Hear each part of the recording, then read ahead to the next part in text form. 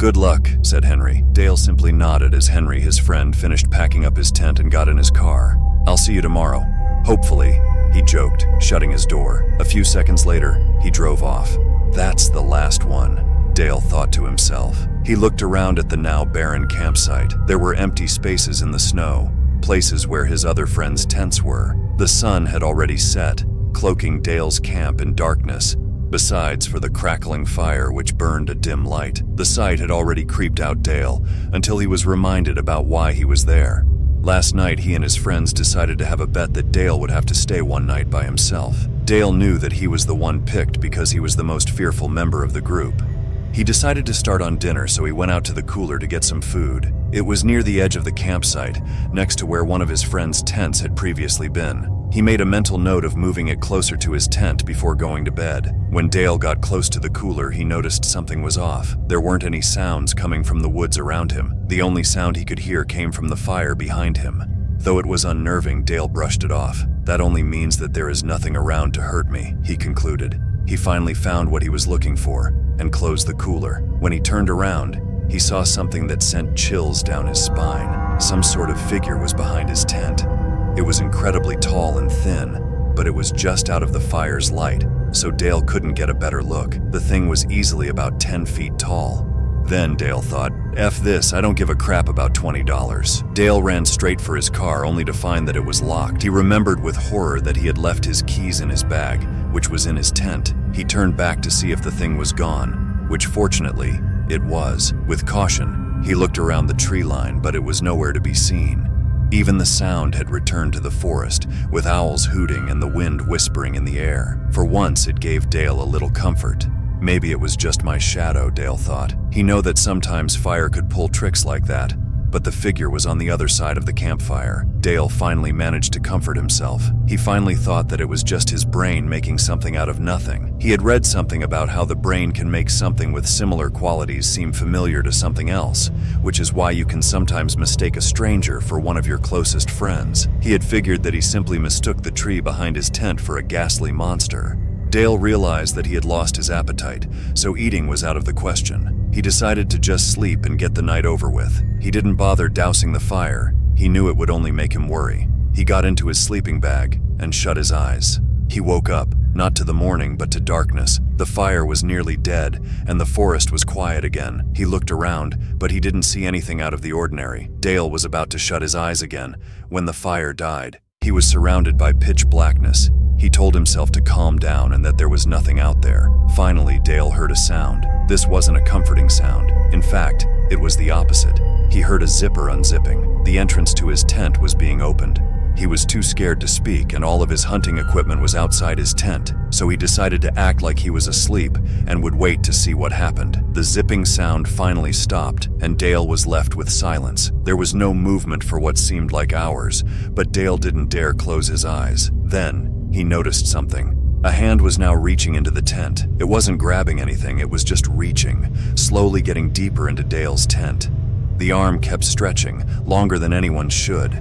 It reached so far it could nearly reach the other side of the tent. Dale shut his eyes tightly for what seemed like an hour. When he opened them, there was nothing in the tent. The door wasn't even open. Dale sighed with relief and rolled over on his side. That's when he felt something on the side of his neck. It was a cold breeze. Dale didn't remember any holes in his tent. He turned on a light and sat up. He looked around the tent, expecting to find a hole, but when he looked at the entrance, he froze. In the darkness that was just out of his light's reach, he saw a grinning, pale face. The grin seemed longer than what was humanly possible, and was made even more threatening were the sharp, red-stained teeth.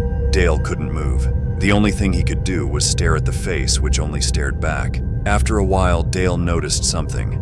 The face was slowly moving towards him.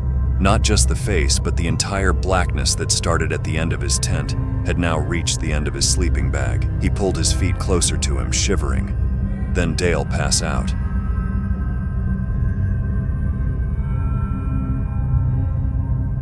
A few years ago, my boyfriend and I went RV camping in the South around November. We passed through the panhandle of Texas and decided to stop in a small town called Desdemona. We fueled up and chose a quiet area to park the RV.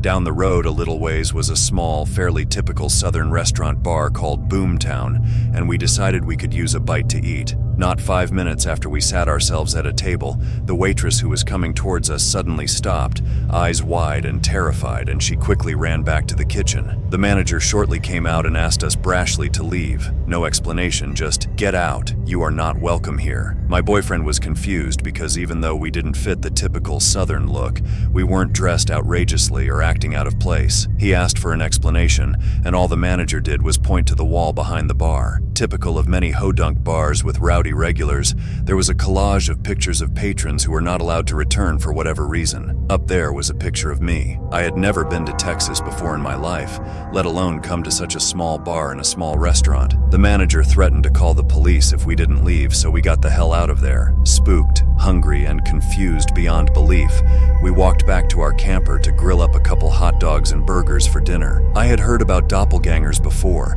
just a silly horror story about how everyone in the world has a double that looks exactly like them, and in many versions the double is unspeakably evil. I figured I just had another person who looked a lot like me out there, who caused a lot of trouble in a small town. My boyfriend and I went into town a couple days later to pick up some supplies and food from the local market. As soon as we approached any citizen, their eyes would grow as wide as our waitresses and they quickly ran in the other direction. I had to hide in the bathroom while my boyfriend gathered our purchases and checked out, then snuck out to join him when no one was looking. The more this happened, the more weirded out I got. We ended up relocating to another nearby town, hoping to get away from the obviously spooked town of Desdemona. However, no matter what town we went to, we encountered the same thing.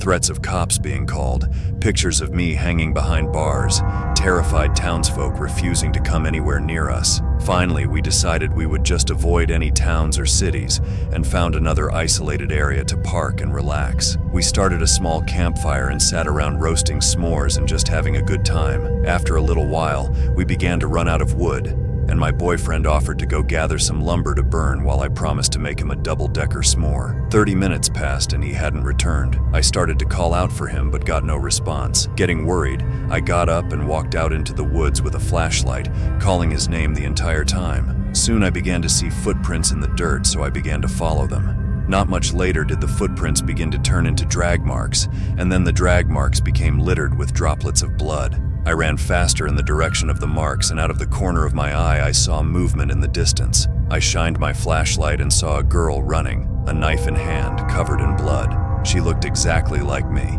A few yards of sprinting and I found what I was dreading. My boyfriend was tied to a tree, throat slit and multiple stab wounds to the chest. I didn't know what to do. I panicked. I untied my boyfriend and draped him over my shoulder and ran back to the RV. I took a shovel and dug a deep hole behind the most massive sycamore I could find. I buried my boyfriend and drove back home and told his family that he got lost on vacation. Years later, he's still on the missing persons list and no one knows what happened. No one but me. And now you.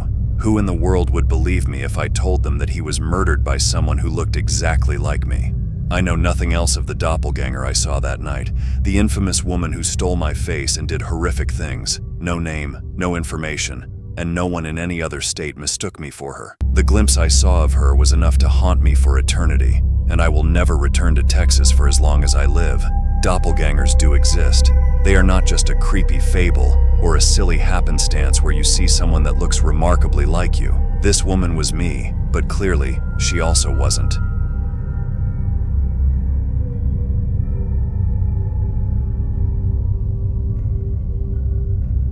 I remember it like it was yesterday. Camp Omega in the foothills, Virginia, in some small town. It was like any other camp, bunks to sleep in, campfires at night, and friendly counselors. Looking back on it, maybe too friendly. At the time, I thought that they were just being friendly because it was their job. I have never been so wrong. Camp was fun at first, though the activities were a bit odd. We had to make these dolls that looked like us. Mine had straw for hair and blue button eyes. Then we had to make these bracelets with our names on them. Everything was personalized, which I expected from camp. We had campfires and shared our feelings until we knew each other pretty well. There were about 25 other campers and 15 counselors. One camper stood out to me. Her name was Jeanette. She was nice and didn't talk too much. I was shy too, so we connected easily through enjoying the silence. It was the last day of the week-long camp. I was so happy to be going home the next day. Camp was fun, but I missed home. We sat at the fire with everyone, including the counselors. I wasn't sure if it was the fire, but they looked different. They looked familiar, but their faces were pale as ghosts. I shrugged it off and listened to the next activity. I wish I didn't.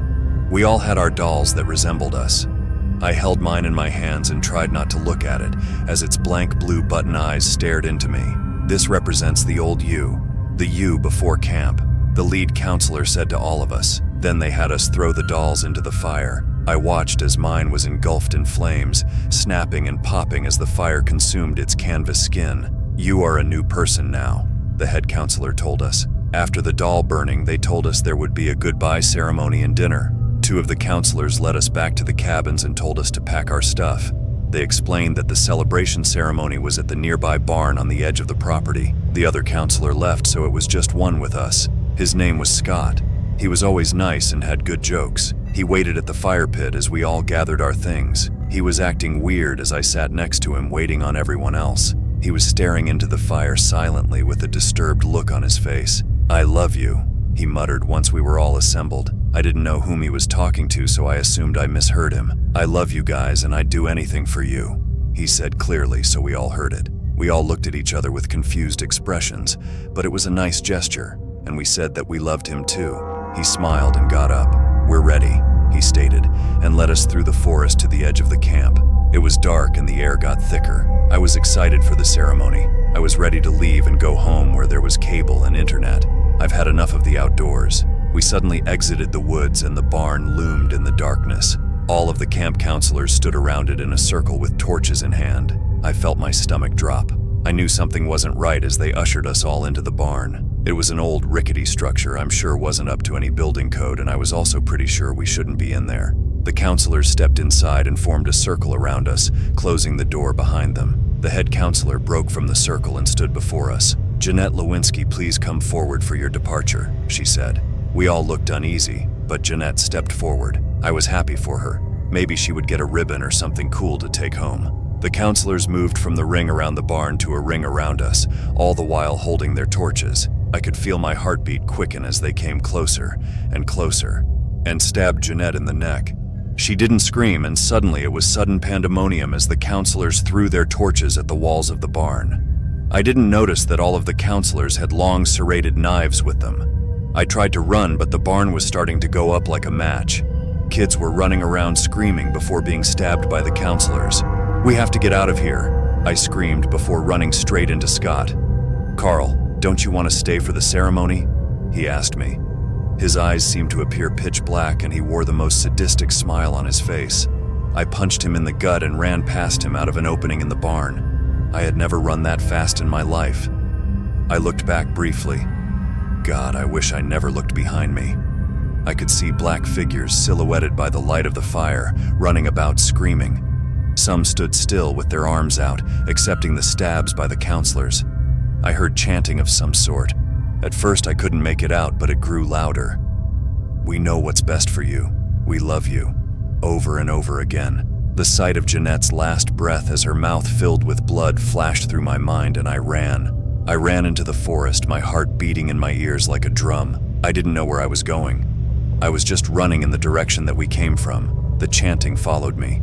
"We know what's best for you. We love you." It repeated like a broken record over and over. The glow of the inferno lit the property dimly, so I was able to come out the other side where the cabins were. I looked behind me again. I could see the brush moving and the chanting growing louder. How did they find me? How did they follow me? "We know what's best for you. We love you." I ran faster, but I felt a hand tug at my shirt. I fell, and it fell with me. I looked back to see the counselor. He had my ankle in one hand and a knife in the other. His eyes were empty black pits and his skin was white as a sheet. I screamed and kicked the knife out of his hand with my other foot. That loosened his grip a bit and gave me time to get back to my feet and run towards the exit. The sign reading Camp Omega stood hauntingly above the entrance. I ran straight through it. The footsteps behind me stopped as the counselors did. I looked behind again, and there they stood. Looking trapped inside of the campground stood all of the counselors, still as stone, as if they knew they couldn't cross the gate. It started to rain, and that's when they put their hoods up. I didn't even notice the hoods and robes before.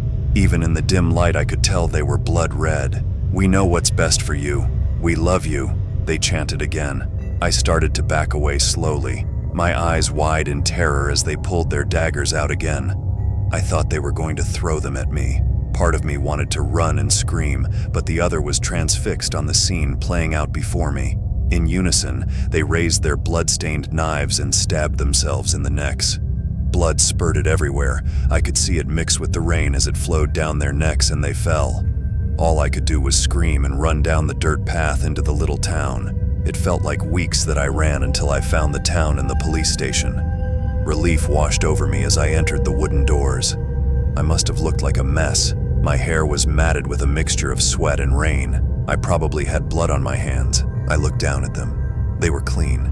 The rain must have washed the blood off. I walked to the front desk as calmly as I could, where the secretary looked at me. She had a shocked expression on her face as if I had just risen from the dead. I assumed it was because of my disheveled appearance. I explained everything to her. The camp, the counselors, what they did, everything. She looked shocked and gave me a glass of water. "Do you want to call your parents, Carl?" she asked me. "Yes, please." She gave me her phone and I called them up.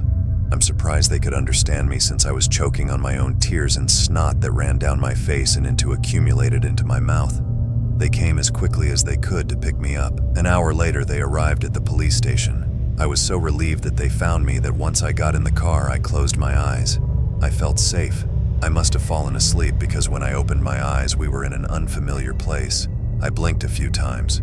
We were parked in front of a brick building that loomed gloomily overhead. It was then that I realized something. The woman at the police station. How did she know my name? I never told her. "Where are we?" I asked with apprehension. My parents looked back at me with sad expressions. "Son, we're at a mental institution. We're worried about you," my father stated flatly. My jaw fell open. "You don't believe me?" I asked.